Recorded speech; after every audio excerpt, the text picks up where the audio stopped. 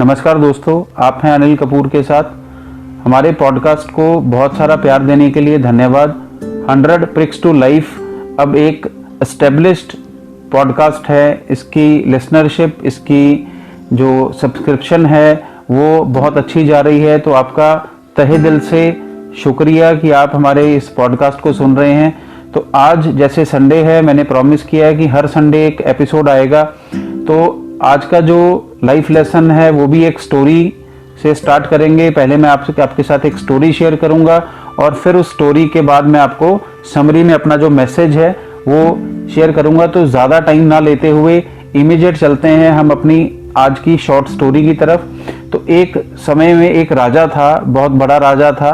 तो उसने अपने दरबार में सभा बुलाई, सभी लोगों को उसने इकट्ठा किया। तो जो राजा की सभा होती है उसमें सभी लोग बैठते हैं। राजा अपनी गद्दी पे बैठता है, बहुत बड़ी गद्दी पे बैठता है। उसके साथ उसके वजीर, जिनको मिनिस्टर्स बोला जाता है आज की लैंग्वेज में, तो वो बैठते हैं। और साथ में सभी जो जनता होती है उनके लिए भी बैठने की और खड़े रहने की व्यवस्था बनाई जाती है। तो उसी तरह से एक दरबार लगाया गया। जैसे ही वो दरबार भरने वाला था तो वहां पर एक अनजान व्यक्ति, किसी और देश से आया हुआ व्यक्ति एंटर होता है। तो उस व्यक्ति को सब लोग देखते हैं कि वो, क्योंकि जाना पहचाना नहीं लग रहा था, उसके जो कपड़े थे उसने पहन रखे थे वो थोड़े अलग से थे, जैसे आम नागरिक उस देश के पहनते थे वैसे कपड़े नहीं थे। और सभी का ध्यान उसकी तरफ आकर्षित हो रहा था, केंद्रित हो रहा था, क्योंकि उसने एक बहुत ही बड़े और सुंदर रंग की पगड़ी पहनी हुई थी। वो पगड़ी बहुत सुंदर थी, बड़ी थी, उसके ऊपर कुछ चमकीले रंग के कपड़े भी लगे हुए थे। तो सभी का ध्यान उसकी तरफ आकर्षित हो रहा था और चेहरे पे भी उसके बहुत ज्यादा नूर था। तो उसके चेहरा चमक रहा था, उसका ऐसा लग रहा था कि कोई बहुत विद्वान आदमी उस सभा में आ गया है। तो सभी का ध्यान उस तरफ केंद्रित था। तो राजा का और वजीरों का भी ध्यान उस तरफ गया। तो जब सभा शुरू हुई तो राजा ने सबसे पहला काम यही किया कि उसको पूछा कि आप जो आए हैं हमारी सभा में, तो आप किस उद्देश्य से आए हैं और कहाँ से आए हैं, और ये जो पगड़ी है ये तुमने कहाँ से ली है, ये बहुत सुंदर है, और कितने की ली है। तो वो जो व्यक्ति था जो उस देश में आया था, उस सभा में आया था, जिसने वो बहुत सुंदर पगड़ी पहनी हुई थी, उसने राजा को प्रणाम किया और फिर बोला कि राजा साहब, मैं किसी दूर देश से आया हूँ और किसी खास मकसद से यहाँ पर मैं आया हूँ। मुझे बताया गया है कि आप बहुत बड़े राजा हैं, बहुत बड़े सम्राट हैं, तो मैं आपकी सभा में उपस्थित हुआ हूँ। और ये पगड़ी मुझे किसी ने गिफ्ट में दी थी और इसकी जो कीमत है वो तकरीबन 1000 सोने की अशर्फियाँ हैं, 1000 सोने के सिक्के हैं। तो जो राजा है वो उसकी पगड़ी से काफ़ी आकर्षित होता है, उसके चेहरे पे मुस्कान आती है कि एक राजा के लिए 1000 स्वर्ण की या सोने के सिक्के देना कोई बड़ी बात नहीं है। तो लेकिन आपको दोस्तों पता होगा, अगर जो वजीर होते हैं, जो मिनिस्टर्स होते हैं, उनका काम होता है राजा को बातें बताना या राजा को किसी काम में सुजेशन देना, उसको रोकना। तो उस सभा में भी जो वजीर था, जो सबसे पुराना वजीर था, मिनिस्टर था, वो राजा के पास जाता है और राजा के कान में जाके बोलता है कि राजा जी, ये जो पगड़ी है ये 20-25 रुपए से ज़्यादा की नहीं है। मुझे पता है, मैंने ऐसी पगड़ियाँ देखी हैं कई मेलों में। तो आपको भी इस पगड़ी के पीछे इतना पैसा देने की ज़रूरत नहीं है, ये हमें 20-25 रुपए में मिल जाएगी। अब जो व्यक्ति आया था, जो अनजान व्यक्ति था जिसने वो पगड़ी पहनी हुई थी, वो देख रहा था कि जो राजा है वो उसके कान में वजीर कुछ कह रहा है। तो उसने भी भांप लिया कि वजीर का काम होता है कि राजा को सही सलाह देना या राजा को कुछ ना कुछ उसके कान में भर देना, ताकि उसी हिसाब से राजा फिर आगे डिसीजन लेता और काम करता है। तो उसने एकदम से, जब वजीर हट गया राजा के कान के पास से, उसने अपनी बात कह ली, तो उस व्यक्ति ने पूरे जो सभा लगी हुई थी उस सभा में बोला कि हे राजन, मैंने आपको इसकी कीमत बता दी है और इसी मकसद के साथ में आया था कि इस पगड़ी को मुझे बताया गया था कि इस पूरे विश्व में, पूरे धरती पर एक ही सम्राट है जो इसकी कीमत अदा करके इसको खरीद सकता है। तो मुझे लगा था कि ये राजा, आप जो राजा है वो यही राजा है, ये सभा वही है जहाँ पर इस पगड़ी का मुझे मूल्य मिल जाएगा। तो मैं आया था, लेकिन मैं कोई दिक्कत की बात नहीं है, परेशानी की बात नहीं है। बहुत सी सभाओं से मैं वापस आया हूँ, बहुत सारे राजाओं को मैं मिला हूँ, लेकिन अभी तक मैं उस राजा तक नहीं पहुँच पाया जो इसका मूल्य चुका पाए। तो इस सभा से भी मैं वापस चला जाता हूँ, मुझे कोई आपत्ति नहीं है, परेशानी नहीं है। आपके वजीर ने आपको जो सलाह दी है, या आपका अगर मन नहीं है, विचार नहीं है, तो शायद आप वो बड़े सम्राट नहीं हैं जो इसको खरीद सकते हैं। तो इतनी बात जब सुनी तो वजीर भी उसकी तरफ हैरानी से देखने लग गया, और राजा ने भी देखा कि ये क्या बात बोल रहा है कि मैं इतना बड़ा राजा हूँ, इतना बड़ा सम्राट हूँ मैं, और मैं क्या 1000 सोने के सिक्के दे के इस पगड़ी को खरीद नहीं सकता। तो राजा ने तुरंत बोला अपने दरबारी को, जो वजीर को, कि 2000 सोने के सिक्के दे के इसकी जो पगड़ी है उसको खरीद लिया जाए और राजा के पास ले आया जाए। तो राजा ने उसको 2000 रुपये और 2000 जो अशर्फियाँ थी वो दे दी और उसकी पगड़ी ले ली। तो जाने से पहले जब सभा से सब जाने लगे, वजीर भी जाने लगा, तो उस व्यक्ति ने, जो अनजान व्यक्ति था, जिसने राजा को वो 2000 सोने के सिक्कों में, 2000 अशर्फियों में वो पगड़ी बेच दी थी, तो उसने वजीर को बोला कि वजीर जी, आपको उस पगड़ी की सही कीमत पता थी, लेकिन मुझे राजा की कमजोरी पता है, तो मैं उस कमजोरी का फायदा उठाते हुए 2000 रुपये में वो चीज़ बेच पाया, 2000 सोने के सिक्कों में, जो शायद 20-25 सोने के सिक्कों की मिल सकती थी। तो इस स्टोरी से, इस शॉर्ट स्टोरी से दोस्तों, हमें यही सीखना है कि जिस व्यक्ति को हमारी कमजोरी पता होती है, अगर आप देखें, हम किसी भी परेशानी में जब आते हैं तो जाके लोगों के पास हम जाते हैं। कुछ ऐसे समाज में ऐसे तत्व हैं, ऐसी संस्थाएं बन गई हैं जहां पर अगर हम जाते हैं तो उनको हमारी कमजोरी का पता होता है कि हम परेशान हैं, तो वो हमारी एक्सप्लॉयटेशन करते हैं, वो हमसे पैसा ऐंठते हैं। आपने देखा होगा कि टीवी में बहुत ज़्यादा एड्स आती हैं, आप गाड़ी में किसी ट्रैफिक लाइट पे रुको तो कुछ कार्ड्स आपके कार में डाले जाते हैं कि ये तांत्रिक बाबा है, ये रूहानी बाबा है, ये दूसरे बाबा है। तो मैंने अपने जो पहला पॉडकास्ट की एपिसोड थी उसमें भी बताया था कि हम बात करेंगे बाबाओं की, हम बात करेंगे ऐसे लोगों की जो झाड़ फूंक का झांसा देके लोगों से बहुत सारा पैसा निकाल लेते हैं।